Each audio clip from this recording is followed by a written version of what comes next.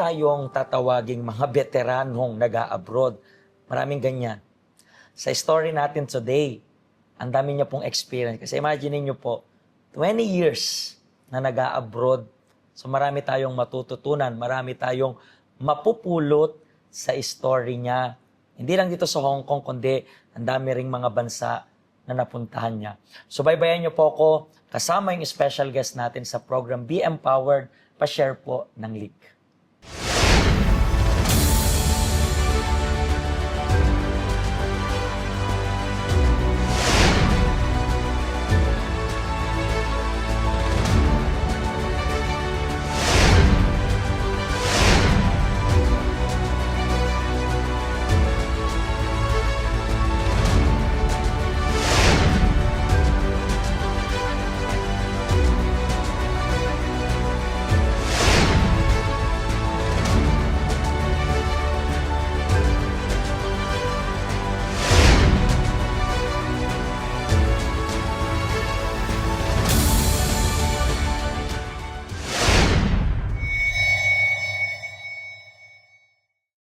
At nandito po tayo ngayon kasama yung special guest natin.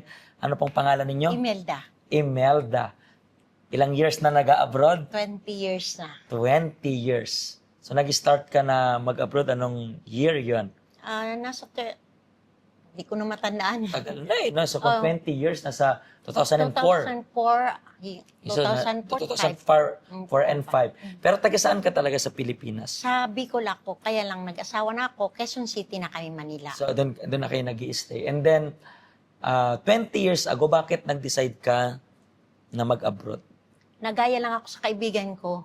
Kasi naririnig ko, masarap sa abroad. Okay naman ang trabaho ng asawa ko, pero masarap daw sa abroad. Pero, nung sabi mo, okay, mag-a-abroad ka, pumayag naman agad yung asawa mo? Oo, sabi niya, ikaw bahala. Ikaw bahala, pero may anak po kayo. Meron. Ilan po yung anak ninyo? 3. So, 3. Nung iniwan mo yung mga anak mo, ilang taong pa lang sila Ang dito? bunso ko is kinder. Tapos yung kuang ko grade 3 and grade 4. So, ngayon, mga... College na sila, graduate na. Graduate na yung iba. So, talagang mahabang journey mo sa abroad. And then, saan ka po unang nag-abroad? Sa Jordan ako. Jordan. Bakit naman Jordan yung napili Doon mo? yun ako kinuha ng agency kasi wala placement fee. So, parang mas mababa yung gagastusin Wala mo. akong gasto kahit na 5, walang gasto. Pero, pagdating mo sa Jordan, ilang years ka doon? 3 years ako. Kamusta naman yung experience mo sa Okay Jordan? naman kasi isang harian na pagsilbihan ko anak ng hari. Kaya lang nakakatakot ang mga bodyguard niya. Bakit? Kasi pag mahaba ang buhok ng isang Pilipina, napakaganda mo sa kanila. Ganun yung sign. Oo. So, anong dapat mong gawin that time? Kaya takot na takot ako sa kanila. Haba ba yung buhok mo nun? Sobra hanggang dito. Kasi ang ikli ng buhok mo ngayon. Ang haba ng buhok mo Opo. that time, so feeling nila parang, wow, ganda. Ang Parang, ganda ng ano. parang hindi common kasi sa kanila. Opo. So, doon rin po ba yung kailangan yung magsuot ng... Hindi. So, kita talaga yung Kita buhok lang. ninyo. Pero even though, alam mo na ng gano'n, hindi ka rin nagpagupit that time. Hindi, kasi di naman kami nakakalabas, pastor. Wala kaming holiday. So, doon lang ka rin kayo sa loob. Sa loob na ba, kasamang bata, yun. So, sa 3 years na to, bakit hindi ka nag-renew? Hindi na ako narinyo kasi may balak na sa akin yung bodyguard ng Pero yung bodyguard is, anong lahi? Lahi nila doon? Egyptian. Pero paano nalaman na parang may balak na siya? Kasi nangihipo siya pag nagkukuan siya, nagdadaraan ako, parang manghihipo siya, tatatsingan kanya. Pero sinumbong mo siya. Sinumbong ko, pero didma lang sila. Parang- Parang hindi na to maganda. Mhm. So parang natakot ka na rin na Natakot kung ano na. pa yung pwedeng mangyaring worse. So bumalik ka sa Pinas, pero nag-stay ka ba sa Pinas ng matagal o hindi rin? 6 months lang. 6 months lang. Pero yung 6 months na yun, inisip mo nang mag-for good o talagang may balak ka pa May rin balak pa ako kasi magka-college na ang mga anak ko. Wala, hindi so- pa sapat ang sahod ng asawa ko. So saan na yung next na... Dubai. Sa Dubai. Ilang years ka naman sa Dubai? 7 years. Diyan, medyo matagal. Medyo. Nakailang amo ka dyan? 2. Yung una mong amo, ilang Una years? kong amo, mabait. Kaya lang, bininta niya ako kasi gusto niya 4 na bahay ang pagtrabahoan ko. Ayaw ko. So, bininta niya ako sa isang amo. Na nakakuha sa akin is royal family ulit.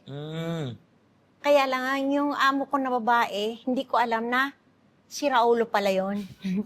Bakit? Ano nangyari? Naglilinis ako ng kusina, kumuha siya ng kawali, pinalo niya sa akin. Nang walang dahilan. Wala. So sabi ko, wag mo na ulitin. Nasaktan talaga ako para akong nakakita, pastor, ng Ng mga ipo-ipo. So, So sabi ko, wag mo na ulitin. So nakalipas ang 3 days, inulit ginawa niya sa akin ulit yun. So, gaano ka katagal dyan sa kanila? Yun nga, 7 years ako, nagkuhan ako sa kanila, 6 years.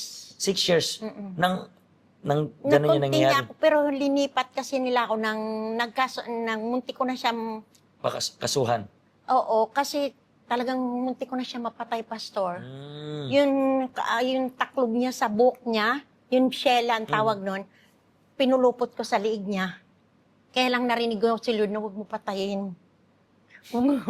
Makukulong ka. Kasi naiinis ka na talaga. Sobra talaga, Kasi pastor. sinasaktan ka na rin. Sinasaktan ako, sabi ko, Doon ba, for example, saan ngayon? Saan bansa yan? Dubai. Sa Dubai ba, for example, kapag sinasaktan kayo, pwede kayong magsumbong or O di ka makakasumbong. kasi, Wala ka nga, di ba kalabas? so parang mahirap. Kaya pala, minsan nababalitaan natin na may namamaltratong mga Pinay, and then minsan nagvi-video na lang sila para ipaabot na humihingi sila ng tulong kasi Totoo po. di ka rin makahingi talaga ng tulong. Kailan mo ba siya pinulupot? Mga ilang taong ka na Mga doon? 3 years na ako dun sa kanila. Pero tumagal ka pa rin doon kahit ginanon. Kasi okay naman sila, mabait. Minsan may saltik lang may talaga. saltik siya. Talaga. Tapos hindi ko alam na bakit mo ako pinalo, anong dahilan. Hiningi ko kung anong paliwanag niya. Hindi niya sinasabi sa akin. So marunong ako mag-Arabic, naintindihan ko, sabi ko sa kanya, bakit mo ako ginaganito? Huwag mo nang uulitin kasi nasasaktan ako. Hindi ako nagpunta dito para sa... Pero simula yung parang muntik mo na siyang mapatay, tumigil na siya that time o hindi? Na nagtapon ako basura, may nakausap ako na Pilipina. Mhm. Na sabi ko, sinasaktan ako ng amo ko. Sabi niya, yun no, yung nakapit bahay dyan, lumapit ka. Newscaster yan sa mga ng radio. Mhm. So para lumapit ako, sabi niya, tutulungan kita. So doon lang parang tumigil. Hindi, siya Hindi pa- nagtitigil. Basta sabi ko, Baba, nag-report ako sa... So, paano mo natiis na? Kasi alang-alang sa anak ko. Kasi kung ibibinta na naman ako, lala ako tatagal. Hindi ako... Sa talaga ang pinanghuhugutan mo ng lakas is kailangan Pamilya. kasi. Kailangan kasi. So pagbalik mo sa Pilipinas, hindi ka pa rin sumuko na mag-abroad that time? O gaano ka nakatagal niya na bakante sa Pinas pagbalik mo ng 1 Dubai? year lang. 1 year. Tapos saan ka na next yan? Dito na sa Hong Dito Kong? na sa Hong Kong. So dito na sa Hong Kong. And ilang years ka na dito sa Hong Kong? 10 years, magti-12 years na. Nice, di ba? So nakailang amo ka rin dito? Isa lang. Ay, isa lang. Opo. So far sa 3 bansa na na-abroadan mo, parang ito yung parang the best. Pinagpala. The best kasi. Pero so far, kamusta yung experience mo naman dito? Maganda dito sa Hong Kong kasi siyempre malaki ang sahod. Na isa yun malaki. At saka yun, parang amo ko generosity, nagkakuan ako sa mga kaibigan ko. Dadalhin ako sa McDonald's, yung pala ako maglilibre. Yung ganon. Parang, ang dami kong kaibigan, may grupo kami dito ng mga LGBT, ganon. Dami kong kaibigan, pero pag wala ka ng pera, hindi ka na nila kilala. Yan yung pinakamasakit na part, di ba? Kasi masayang may companion. Pero kung alam mo lang na nandun sila kasi may kailangan, Yes, parang sinasaksak mo rin yung sarili mo. totoo yun. Pero paano ka na-invite dito? Isang kaibigan ko. Doon sa grupo nyo na yan, siya yung Opo, naka-invite. Opo. Kano ka na ba katagal sa help center? Mag-1 year ngayon, 1 July. year pa lang. Opo. And siyempre alam ko ang dami mo ng community na nakasama.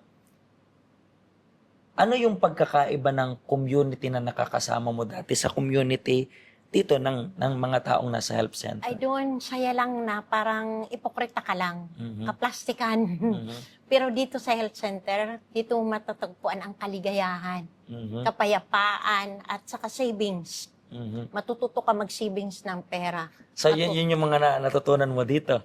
Dito. Kasi yung help center natin, akala nila masyadong relihiyoso. Pero di kasi nila nasusubukan na dito may mga seminar tayo about sa mental Yes. health. Diba? I believe sa 1 year na to, natulungan ka magkaroon ng healthy na mindset, savings katulad ng sabi mo. Kasi kung galante yung amo mo, So, dapat mas may savings ka. Di ba? Pero ngayon, natututunan mo na dapat may savings. So, basically, natulungan ka ng help center na maging maayos yung takbo ng buhay. Ngayon, mas masaya ka na. Sobra. Ngayon, legit yung saya. Legit. Yan rin yung gusto natin mangyari sa kanila. Di ba? Kayo po na nanonood sa amin, siguro may mga communities kayo, grupo-grupo. Uso kasi yan dito, di ba? Opo. Grupo ng ganito, probinsya ng ganito. Grupo-grupo, may mga inuman, di ba? May mga party-party. Pero siguro katulad kanya na pagkatapos ng lahat, nandun yung malaking question mark, ano na ngayon? Ano nang next? Yung health center, hindi ko sinasabing perfecto to. Pero sinasabi ko lang na kung nagtataka ka kung bakit paikot-ikot yung lahat at naisip mo, ano pa bang purpose ng buhay ko? Kung yan yung tanong mo, pwede kang pumunta sa help center natin. Everyday tayo bukas na handang tumulong para sa inyong lahat. Inaantay lang namin po kayo. Katulad niyang natulungan. 1 year pa lang siya, pero nakita niya yung takbo ng buhay, daloy ng takbo ng buhay niya. Nakakaiba, ganyan rin po yung mangyayari para sa inyo. Marami pong salamat sa pag-special guest. I believe, marami po kayong natutunan. Based sa story nyo, 20 years, veterano na sa abroad, pero kahit veterano na sa abroad, parang may kulang pa rin. At kinumpleto lang ng Diyos. Yan rin yung gusto namin mangyari para sa inyo. Pagpalain po kayong lahat ng Panginoon.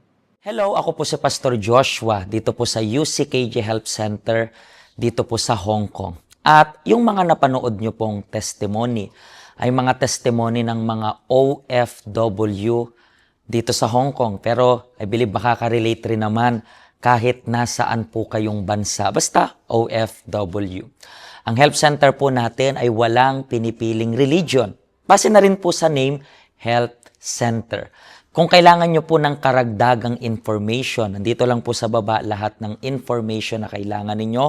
Kontakin nyo lang po kami at magiging masaya po kami na matulungan ka, ma-assist ka, nasaan man po kayong bansa.